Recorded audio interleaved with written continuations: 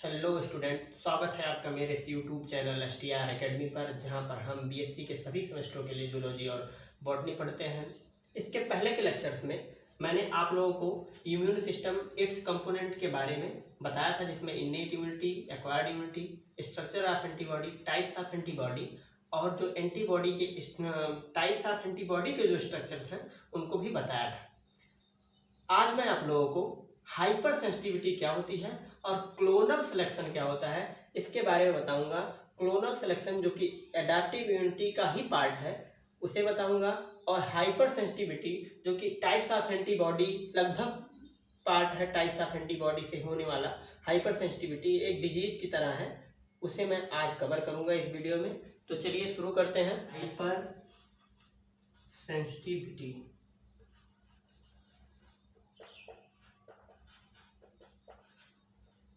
hypersensitivity, also known as allergic or exaggerated immune response, refers to an overreactive immune response to a substance that is usually harmless to the most people। मतलब ये है कि जो hyper sensitivity है ये also known as allergic और exaggerated immuno response. Hyper sensitivity allergic या फिर एग्जेजरेटेड इम्यूनो रिस्पॉन्स के नाम से जानी जाती है। ये रिफर करती है to an over reactive immuno response. जब हमारा इम्यूनो सिस्टम ओवर रिएक्टिव हो जाता है किसी भी सब्सटेंस के लिए तो क्या होती है, हाइपर कंडीशन होती है। हाइपर कंडीशन में हमारा इम्यूनो सिस्टम हाइपर सेंसिटिव हो जाता है किसी भी सब्सटेंस के लिए, किसी भी वायरस के लिए, किसी भी बैक्टीरिया के लिए, या फिर कोई भी सब्सटेंस हो सकता है, या फिर हमारी खुद की सेल्स के लिए भी क्या हो सकता है, हाइपर सेंसिटिव हो सकता है।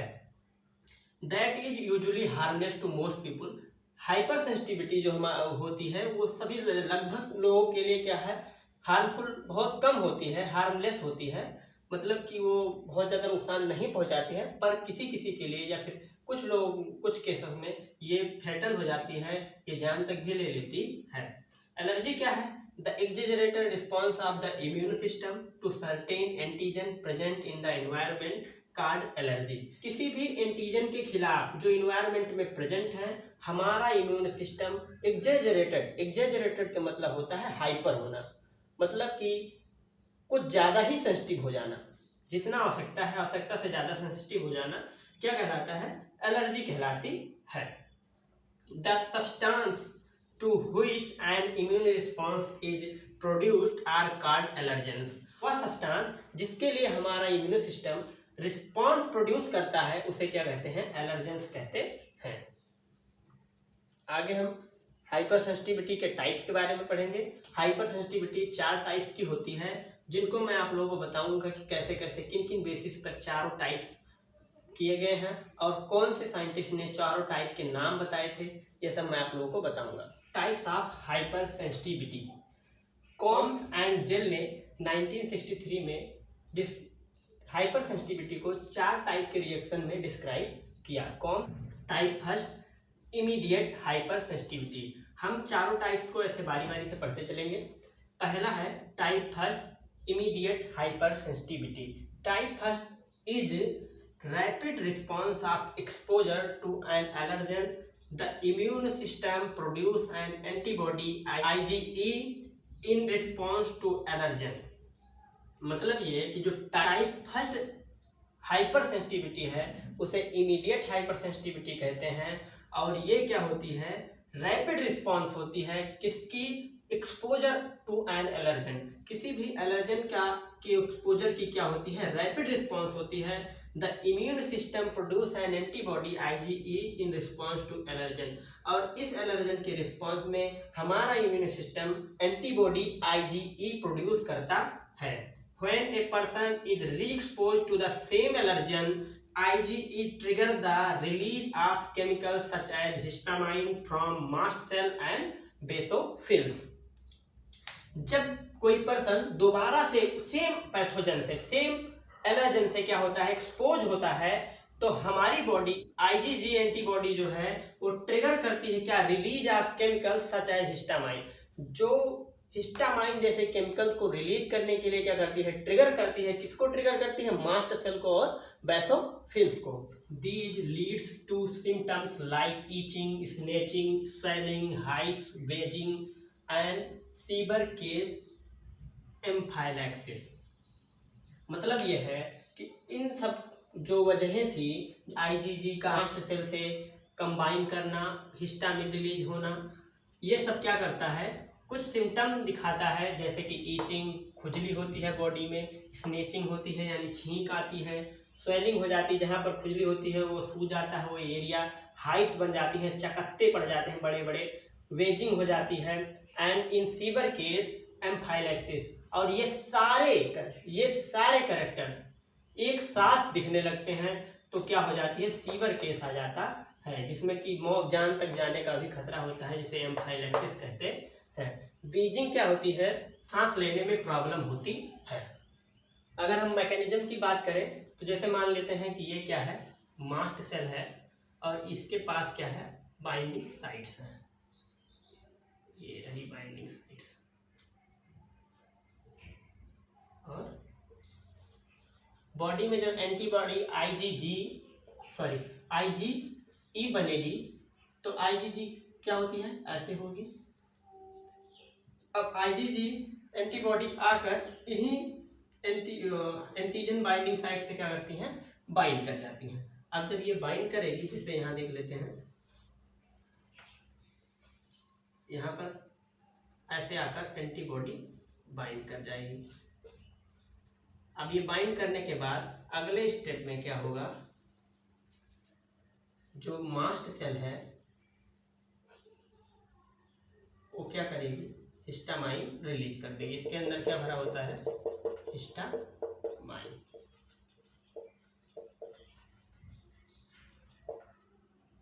यहाँ से क्या होगा, फट जाएगा और क्या होगा, हिस्टामाइन रिलीज होगी। तो ये हिस्टामाइन रिलीज होगी तो बॉडी में क्या होगा, इन्फेक्शन फैलेगा, ईचिंग, स्नेचिंग, ये सारी घटनाएं होंगी। Type second, cytotoxic hyper sensitivity. इस वाली सेंसिटिविटी यानी कि टाइप सेकेंड हाइपर सेंसिटिविटी में एंटीबॉडीज टिपिकली आईजीजी और IgM bind to antigen present on the surface of cells or tissues. The binding triggers the activation of the immune system, leading to the destruction of the cells or tissues involved. मतलब ये है कि जो second type hyper sensitivity है, इसमें antibody typically IgG और IgM होती है, जो क्या करती है, बाइंड कर जाती है, किससे, सरफेस सेल्स की और टिश्यूज के सरफेस पर ही बाइंड कर जाती है। किस पे, जो एंटीजन प्रेजेंट होते हैं सेल्स की या टिश्यू के सरफेस पर, उन्हीं से क्या करती है, बाइंड कर जाती है। The binding triggers the activation of the immune system, leading to the destruction of the cells और टिश्यूज इन्वॉल्व। और इस प्रोसेस में जो भी टिश्यू या सेल्स इन्वॉल्व है, ये बाइंडिंग उसको ट्रिगर करेगी कि उन सेल्स का क्या हो जाए और टिश्यूज का डिस्ट्रक्शन हो जाए, यानी वो सेल्स और टिश्यूज क्या हो जाए, डिस्ट्रॉय हो जाए पूरी तरह से। साइटोटॉक्सिक हाइपर सेंसिटिविटी के अगर एग्जांपल्स देखे जाएं तो ऑटो इम्यून हीमोलिटिक एनीमिया, यानी कि जो ऑटो इम्यून के कारण जो हमारा आरबीसी खुद मार दिया जाता है अपने ही एंटीबॉडीज द्वारा। ब्लड ट्रांसफ्यूजन रिएक्शन, मतलब जब दूसरे का ब्लड हम किसी और का ब्लड बिना ही ब्लड ग्रुपिंग मैच किए, आरएच फैक्टर मैच किए चढ़ा देते हैं, तो जो रिएक्शन होती है भी कंसीडर इसी में किया जाता है। And some drug induced immune reaction, और जब कुछ दवाइयाँ हम खा लेते हैं तो हमारी जो बॉडी है वो हाइपर हो जाती है और कुछ इम्यून रिस्पॉन्स अलग से दिखाई देने लगता है, जो हमारा हाइपर सेंसिटिविटी के कारण क्या होता है, हमारे बॉडी में ईचिंग, चकत्ते, बहुत सारी उल्टियाँ और डायरिया जैसे सिम्टम्स दिखने लगते हैं। तीसरा है type third, immuno complex mediated hyper sensitivity. इस वाले टाइप में type third occur when the immuno complexes which are formed by the binding of antigens and antibodies are deposited in tissues। जब एंटीजन और एंटीबॉडी की binding क्या होती है, tissues और सेल्स में डिपॉजिट हो जाती है, this deposition triggers an inflammation response resulting in the tissue damage. This deposition मतलब यह डिपोजिशन क्या करता है, इन्फ्लेमेटरी रिस्पॉन्स क्या करता है, स्वेलिंग कर देता है, इन्फ्लेमेशन कर देता है, resulting in the tissue damage, और उस टिश्यू में, उस सेल में जहां पर एरिया डिपोजिट हुआ रहता है उसको क्या कर देता है, डैमेज कर देता है, खत्म कर देता है। ऐसे टाइप 3 के एग्जांपल्स अगर देखें तो सिस्टेमिक लोपस एरिथ्रोमेटोसिस, मतलब कि बहुत सारे पैचेज बन जाते हैं, लगभग ज़्यादातर फेस पे पैचेज बनते हैं, जैसे बड़े बड़े पैचेज, बड़े बड़े चकत्ते पड़ जाते हैं लाल, उन्हें सिस्टेमिक लोपस इराइथीमेटोसस कहा जाता है। उन्हें ही सिस्टेमिक लोपस इराइथीमेटोसस कहा जाता है। रूमेटॉइड आर्थराइटिस होती है, जैसे कि हमारे जो जॉइंट्स होते हैं उनमें इन्फ्लेमेशन आ जाता है, वो इधर उधर हो जाते हैं, उन्हें कहते हैं रूमेटॉइड आर्थराइटिस। और सर्टेन टाइप्स ऑफ वैस्कुलाइटिस, जब इन्फ्लेमेशन होता है तो हमारी जो ब्लड वेसल्स हैं वो क्या कर जाती हैं, सूज जाती हैं, वो भी इन्फ्लेमेट कर जाती हैं। इन्हीं डिपोजिशंस की वजह से, एंटीजन और एंटीबॉडी के डिपोजिशन की वजह से हमारी वेसल्स जो हैं वो भी क्या हो जाती हैं, इन्फ्लेमेट कर जाती हैं, जिसे हम क्या कहते हैं, वैस्कुलाइटिस कहते हैं। Type 4 delayed hypersensitivity. Delayed hypersensitivity क्या होती है, occur usually 24 to 72 hours after exposure to an allergen. किसी भी एलर्जन के एक्सपोजर के 24 से 72 आवर्स बाद ही क्या होती है, ये अकर होती है।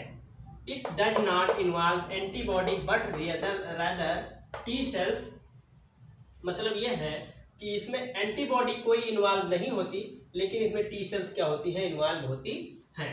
इसके एग्जांपल्स हैं contact dermatitis and certain drugs. जैसे कि बॉडी पर बहुत सारे डर्मेटाइटिस मतलब स्किन से संबंधित छूकर फैलने वाले, कॉन्टैक्ट से फैलने वाले डिजीज हो जाते हैं।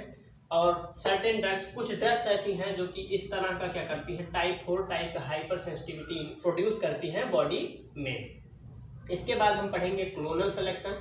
क्लोनल सिलेक्शन एक्वायर्ड इम्यूनिटी का पार्ट है, जिसे हम अभी करने जा रहे हैं। क्लोनल सिलेक्शन क्या होता है, clonal selection is a fundamental principle underlying the adaptive immune response by which the immune system generates a diverse and specific T cell receptors to recognise and respond to a wide range of antigens.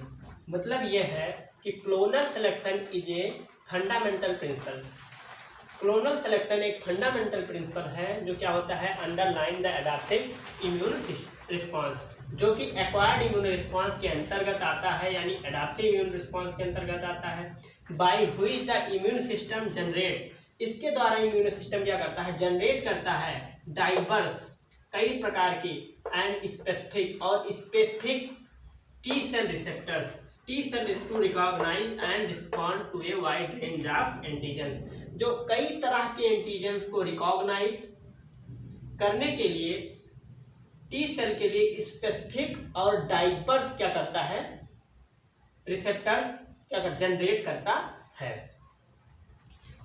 Clonal selection theory was proposed by Australian immunologist sir Frank मैकफार्लेन बर्नेट in 1957। Clonal selection theory एक Australian immunologist थे sir Frank मैकफार्लेन बर्नेट, इन्होंने 1957 में ये theory क्या करी थी, propose की थी।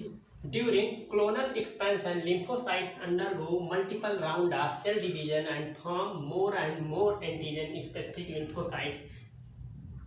क्या होता है, जब क्लोनल एक्सपेंशन होता है तो लिम्फोसाइट्स क्या होती हैं, multiple rounds of cell division में चली जाती है। जो लिम्फोसाइट्स होती हैं वो multiple round of cell division करती हैं और क्या फॉर्म करती हैं, more and more antigen specific lymphocytes, और बहुत सारी एंटीजन स्पेसिफिक लिम्फोसाइट्स का फॉर्मेशन करती हैं। और जो मेमोरी सेल्स होती हैं, memory B cells and T cell persist the information, और उनकी इंफॉर्मेशन को मेमोरी बी सेल और टी सेल लंबे समय तक बनाकर रख लेती है। आगे चलकर फिर कभी अगर इन्फेक्शन होता है तो मेमोरी सेल क्या कर मैसेज पहुंचाती हैं प्लाज्मा सेल्स को, और लिम्फोसाइट प्लाज्मा से और एंटीबॉडी जो लिम्फोसाइट जो भी बनना होता है वो सब बनना स्टार्ट हो जाता है। तो आज हमने क्लोनल सिलेक्शन और हाइपर सेंसिटिविटी और उसके टाइप्स के बारे में पढ़ लिया है। आशा करता हूँ कि आपको यह वीडियो अच्छा लगा होगा। अगर आपको ये वीडियो अच्छा लगता है तो लाइक कीजिए, शेयर कीजिए, और अगर आप मेरे चैनल पर नए हैं तो इस चैनल को सब्सक्राइब कर लीजिए, क्योंकि बीएससी सेमेस्टर से रिलेटेड जूलॉजी और बॉटनी के लेक्चर्स इस पर पढ़ते रहेंगे। धन्यवाद।